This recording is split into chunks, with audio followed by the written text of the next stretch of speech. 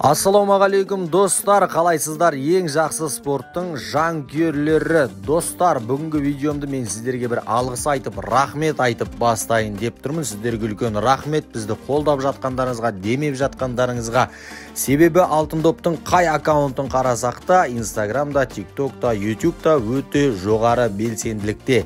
Сіздердің белсенділіктеріңіз бізге үлкен шабыт береді, сондықтан да үлкен алғыс айтамыз. Осындай белсенділік үшін, осындай оқырмандар, осындай достар үшін бізде тоқтамай жұмыс жасай беретін боламыз. Ал енді достар, бүгінгі жақсы жаңалықтарымызды бастайық, және де кешегі Лига Европадағы Барселона Наполидің жырын бізде бір жырлап алайық. Олай болса достар, сіздер бізді білесіздер. Біз әдептен озбаймыз, көп созбаймыз, бастаймыз, кеттік. Ал енді бірден кешегі ойыннан бастайықшы достарым. Барселона-Наполи. Барселона өте жақсы ойын көрсетті. Енді Барселона тең ойнап қалды. Анау мынау деп айта беруге неше түрлі айтуға болады. Бірақ Барселона өте жақсы ойын көрсетті. Наполидан әлдеқайда жоғары деңгейде болды. Бірақ керекті есепті Камп Ноуда өздерінің үйлерінде ала алмады. Ендігі ойын өте қиын болады. Және де Хави да өзінің пікірін айтты бұл ойынға. Маған осыдан бірнеше жыл бұрын біреу келіп Барселона Лига Европада ойнайды десе, мен деген қарқылдап тұрып күлетін едім, деді Хави. Бірақ дәл қазір мен күлетіндей жағдайда емеспін, деді. Бізде өте көп мүмкіндіктер болды, бірақ шабуылды аяқтау жағы өте қиын болып жатты. Сол шабуылды аяқтаумен көп жұмыс жасауымыз керек, деді Хави. Және де Хавиге журналист сұрақ қойды, Мессидің жоқтығы білінеді ма деп. Ал Хави жоқ деп жауап берді. Месси PSG-ның ойыншысы, Месси керемет ойыншы, Месси әлемнің ең үздік ойыншыларының бірі. Бірақ Барселона Месси жоқ болғаны үшін ойнай алмай жатыр деп айта беруге болмайды, деді Хави. Ал енді менің ойым, кеше Барселона жақсы ойнады, шабуылда голдық мүмкіндіктерді жіберіп алмағаны болмаса, ойын жақсы болды. Кеше Араухо алаңға шыққан жоқ қорғаушы ретінде, бірақ Гарсия Араухоның орнын жоқтатқан жоқ, жақсы ойнап берді. Бірінші голды Наполидің сапынан Зелинский салды, Пикенің қателігі де болды. Тер Штеген бірінші ударды қайтарып еді, екінші ударды бәрібір Зелинский салып кетті. Ал бұл голға жауап ретінде Ферран Торрес өзінің сөзін 11 метрлік айып тобында айтты. Ферран Торрес осы пенальтиді сала алмай қалған кезде Барсаның жанкүйерлері Ферран Торрестің үйіне шабуыл жасайтын еді. Себебі Ферран Торрес 100%-дық еш мүмкіндікті пайдалана алған жоқ. Бұндай не дейсің енді? Иттік дейміз ба? Күшіктік дейміз ба? Мысықтық дейміз ба? Не дейсің бұнда? Бұндайға не дейміз енді? Или балалық дейміз ба? Балалық дейтінде енді бір кеше шыққан бала емес. Фати болғанда мүмкін Ферран Торрестің орнында Фати барлық мүмкіндікті пайдаланар еді. Жарайды, енді не болса да өткен ойын өтті. Алдағы ойынға сәттілік. Барселоналықтар бір ойынға қарап шүкіршілік ете алады. Ол Дортмундтық Боруссия. Боруссияның халы мүлдем нашар. Осыларға қарағанда біздікі шүкір деп жүре берсеңдер болады. Енді басқа не айтамыз?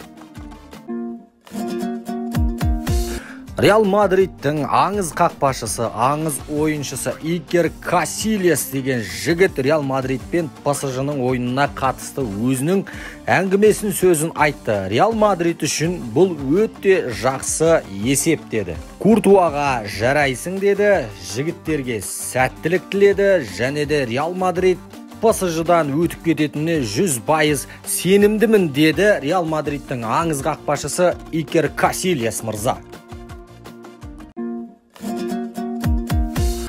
Аякстың шабуылындағы Антони деген жігітке топ клубтардың бәрі қызығушылық танытып жатыр. Сол топ клубтардың бірі Антониді осы жазда қатарға қоссақ деп жатыр. Ол Манчестер Юнайтед. Манчестер Юнайтедтің басшылары жақында ғана басына жала орнаған Гринвудтың орнына осы Антониді әкеліп қоссақ деп жатыр. Манчестер Юнайтедтің басшылары Аякспен сөйлесуді бастап кетті, бірақ Антониге қызығып отырған басқа да клубтар бар. Антони бірден Манчестер Юнайтедтің құшағына ене кетеді деп ойламаймыз, басқа да клубтардың ұсынысын қарап көретін шығар.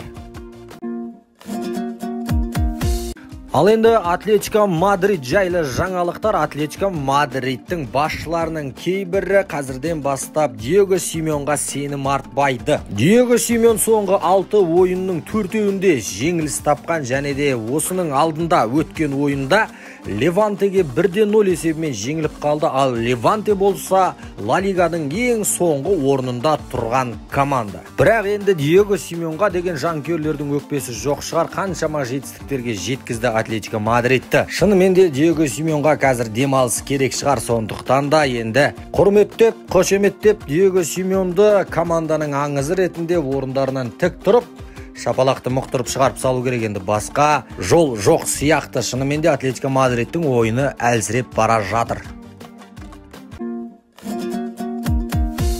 Ал енді кешегі Наполидің тас қамал қорғаушысы Калиду Кулибали жайлы әңгіме айтайық. Бұл жігіттің келісім шарты осы маусымнан кейін бітеді екен Наполимен. Ал енді бұл жігітті Барселона қатарларына қосады деген сыбыстар бар, және де Ювентуста қатарларына қосып қалуы мүмкін. Негізгі үміткерлер осы екі команда екен. Италиялық басылым Тудоспорттың айтуы бойынша Кулибали қай командаға барса да өте қатты күшейтіп жеретін қорғаушы, бірақ сәл ғана жасы келіп қалды. Жасы 30-да, бірақ қорғаушыға 30 жас деген өте кәрі жас емес. Sky Sport басылымының айтуынша Неймар Мессиді жұбатып жатыр. Реал мен ПСЖ ойынынан кейін ПСЖ-ның барлық ойыншылары қуанып жатқан кезде Мессидің ғана көңілі болмаған. Өзіне өзі көңілі толмаған. Бұны байқаған Неймар келіп Мессиді жұбатқан екен. Не деді десеңіздер айтайын. Біздің гол салатын жер ол Сантьяго Бернабеу деген екен.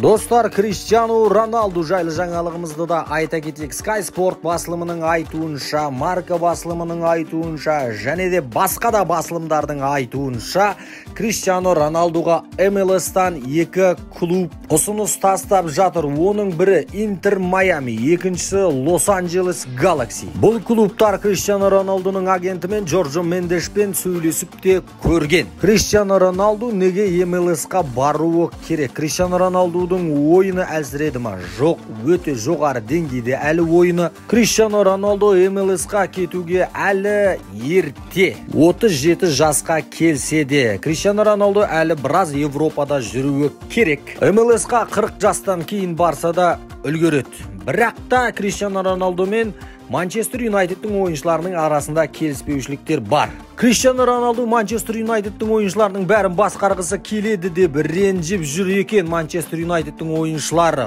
Олардың ішінде команданың капитаны Магуайр және де команданың академиясынан шыққан Решфорд бар екен. Және де бас бапкер Рангникта Криштиану Роналдуға көңілі толмайтынын бірнеше рет айтып қалды. Магуайр кім, Решфорд кім, Рангник кім? Роналдуға ондай әңгіме айтатындай салыстырмалы түрде. Менің ойымша бүкіл Манчестер Юнайтедтің ойыншылардың авторитеті мен Криштиану Роналдуның авторитетін салыстырсақ, Криштиану Роналдуның авторитеті бүкіл Манчестер Юнайтедтің ойыншыларынан қарағанда жоғары. Ал енді топшылайтын болсақ, Манчестер Юнайтедтің ойыншылары Криштиану Роналдуны көре алмайды, содан кейін осындай әңгімелер айтады. Және де Мессидің Реалмен өткеннен кейінгі сұхбатын айта кетейік. Тілші ПСЖ Чемпиондар Лигасын ала алады ма деген сұрақ қойды. Ал Месси әбден мүмкін деп жауап берді. Енді алдағы өте маңызды ойынға жақсылап дайындалуымыз керек. Қай мықтысы жеңетіні анық, жан-жағынан шабуылдан да, қорғаныстан да, ортадан да жақсы тактика құра білуіміз керек.